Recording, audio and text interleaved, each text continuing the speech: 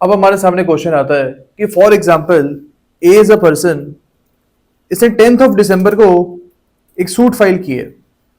यहाँ पे 10th of December को ए ने सूट फाइल की है एंड यहाँ पे this was a suit of property and इस प्रॉपर्टी का जो एरिया था इट वॉज 15 acres एंड यहाँ पे 15 acres के हिसाब से ए को 5 लाख रुपीज कोर्ट फीस जो है ये जमा करनी थी।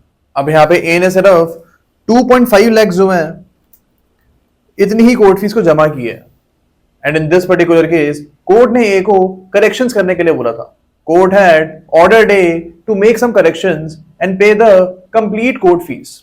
अब यहाँ पे ए ने थोड़ा सा टाइम लगा दिया एंड 10th of February को जाके इसने एक फ्रेश सूट को फाइल किया। अब जो पुराना सूट था वो तो कोर्ट ने अलाउ नहीं किया बिकॉज वहां पे कंप्लीट कोर्ट फीस पे नहीं हुई थी एंड दैट इज वाई ए ने यहाँ पे एक फ्रेश सूट फाइल की है ऑन 10th of February। लेकिन इस टाइम तक the prescribe period was over, यानी in this particular case a file the suit after the prescribe period. तो क्या इस सूट को हम यहाँ पे अलाउ कर देंगे?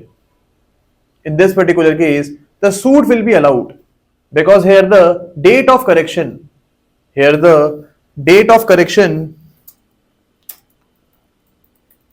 will relate back to the date of initial filing of suit। हम यही मानेंगे इस केस में that the suit was filed on 10th of December and यहाँ पे 10th of December को prescribed period was not over and that is why in this particular case A will be allowed to file this case।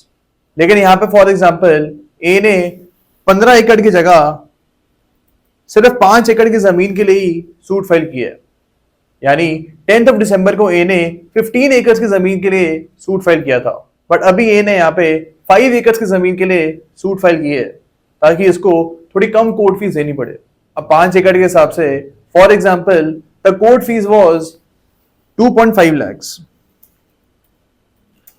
अब इन this particular case जो नया suit file हो रहा है it was filed on 10th of February only. अब क्या इस particular case में ए को हम अलाउ कर देंगे? यहां पे ए को हम ये सूट फाइल करने के लिए अलाउ नहीं करेंगे because here the plaintiff has altered the nature of the suit. Plaintiff has altered the nature of the suit. पहले वो 15 एकड़ की जमीन के लिए रिलीफ मांग रहा था एंड अब इसने 5 एकड़ की जमीन के लिए रिलीफ मांगा and that is why in this particular case there will be no relating back of the dates and यहाँ पे एक और सूट फाइल करने के लिए अलाउ नहीं करोगे। तो ये चीज हमको यहाँ पे याद रखनी है that for the relating back of the dates to apply there should be no alteration in the nature of the suit and hence we can say that in this particular case doctrine of relating back will not apply। हमारे सामने एक और question आता है that what can be the different types of corrections that can be ordered by the court। हमारे example में court ने court fees को लेके करेक्शन के लिए बोला था। इसके अलावा और कौन से करेक्शंस हो सकती हैं जो कोर्ट करने के लिए हमको बोल सकते हैं? There can be correction in the valuation of the suit। इसके अलावा there can be document correction ordered by the court। इसके अलावा there can be misdescription of